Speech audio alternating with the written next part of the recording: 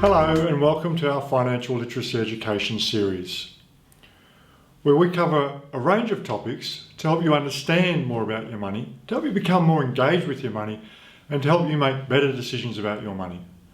My name is Corin Jacker. I'm from Priority One Wealth Management Group.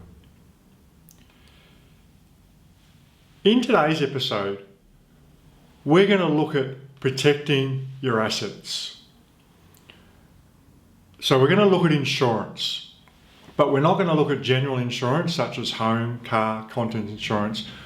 We're going to look at what's called personal insurance. Now, personal insurance is to protect your wealth in a number of ways.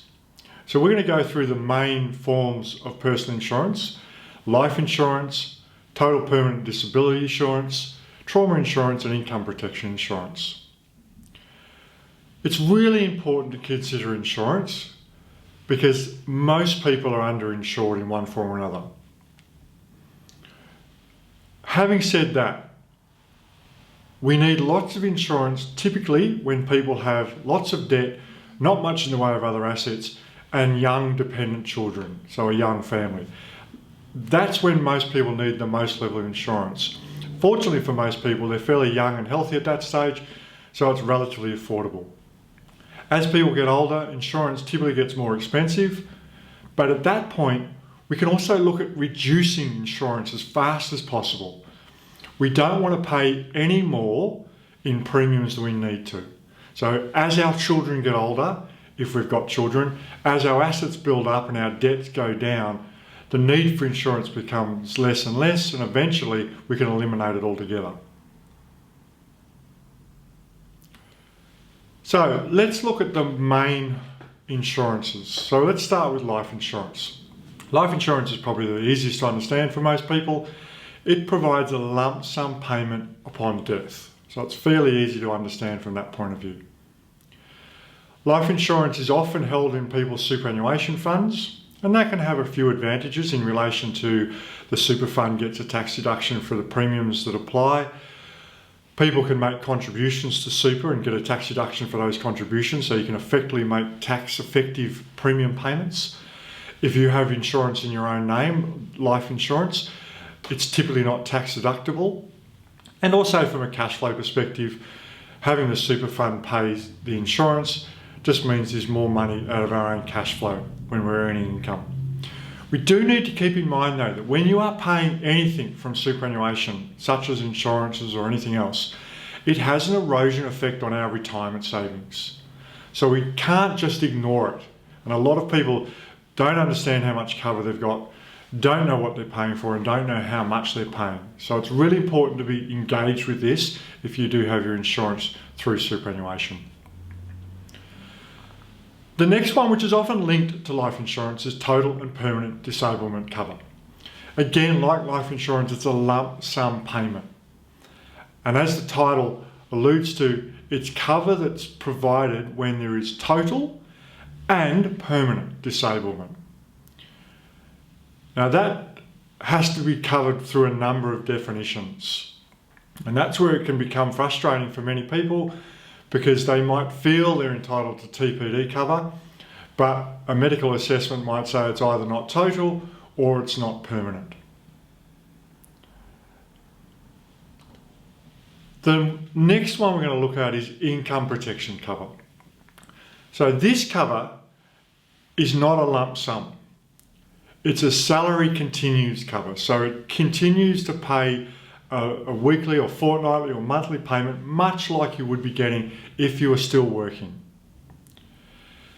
Now, income protection cover will only cover a benefit of a percentage of your gross income before you were injured or ill. And that's another thing to keep in mind with income protection cover. It's fairly general in terms of where it provides cover.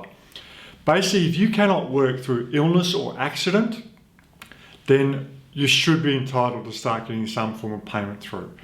It doesn't have to be permanent. It can be for a short to medium term, or it could be for long term.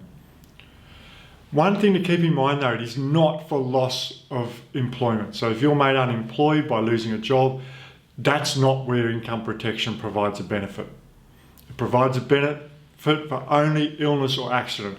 The illness or accident doesn't need to happen in the workplace. It can happen anywhere. It's just a matter of if you cannot work as a result of that, then income protection becomes in play. Income protection can be covered through superannuation as well. Often people will hold income protection in their own name. One of the benefits of holding in your own name is it's tax deductible, and also too, some of the definitions that apply to an income protection cover in your own name can sometimes be a little bit stronger than that held through a superannuation fund. Superannuation funds are limited in terms of when they're allowed to release income, either through TPD cover or income protection cover, and that just can impact on what definitions you can have in your policy schedule. The last one we're going to look at is trauma insurance. Now, trauma insurance is quite specific in terms of when it makes a payment. Most claims are for heart attack, cancer, stroke, coronary artery or bypass surgery. There's a long list of potential trauma claims where you can get a claim, but they're probably covering 90% of the claims. Now, the concept of trauma insurance is to say, okay, something's happened to you. Here's an amount of money that will get you through the immediate impact of that. So it might be used to cover medical rehabilitation costs. It might be used to make adjustments to your home if there was an accessibility problem as a result of a stroke. So it's to get you through that short term.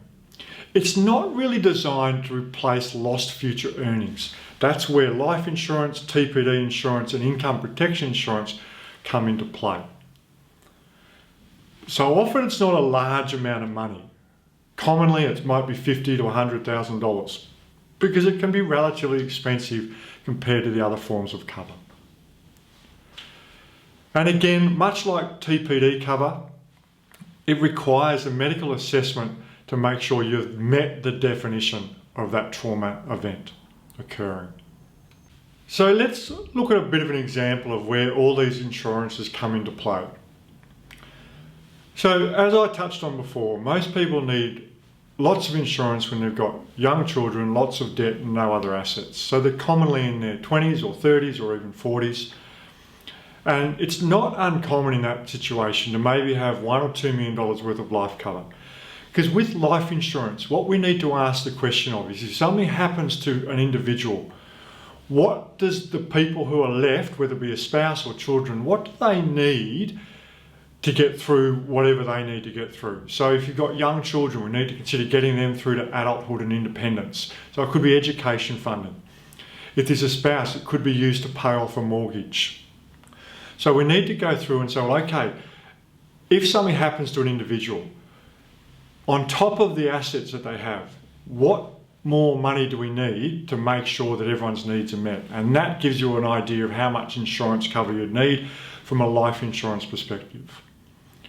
It's often very similar in terms of a TPD cover, in terms of how much you'll need. Again, you're mainly looking at things to pay off debt, bring up children, those kind of issues are most important.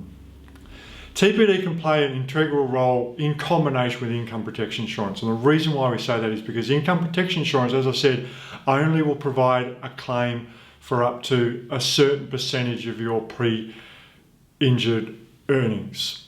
So often people will need a top up of that income, and they can use a lump sum TPD cover to make a payment that will provide income to top up those income requirements or pay out debt and therefore relieve the cash flow requirements of an individual.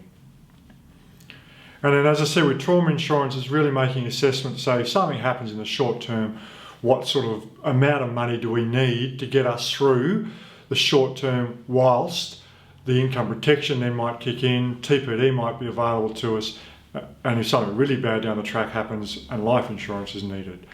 So there is a case where all four types of insurances have their place, but how much you need of each cover and when you need each cover will vary significantly. So key takeout is when you've got young kids, lots of debt, you might want to consider having all forms of cover at fairly good levels.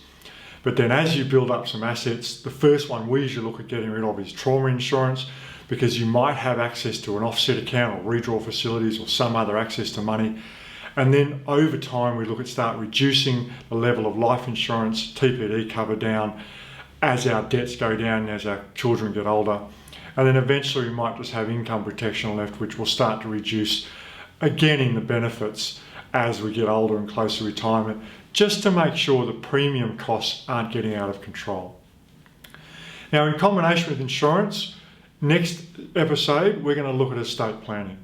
So we're going to look at wills and power of attorneys, because that's also an important consideration when thinking about things like insurance. Thank you. Goodbye.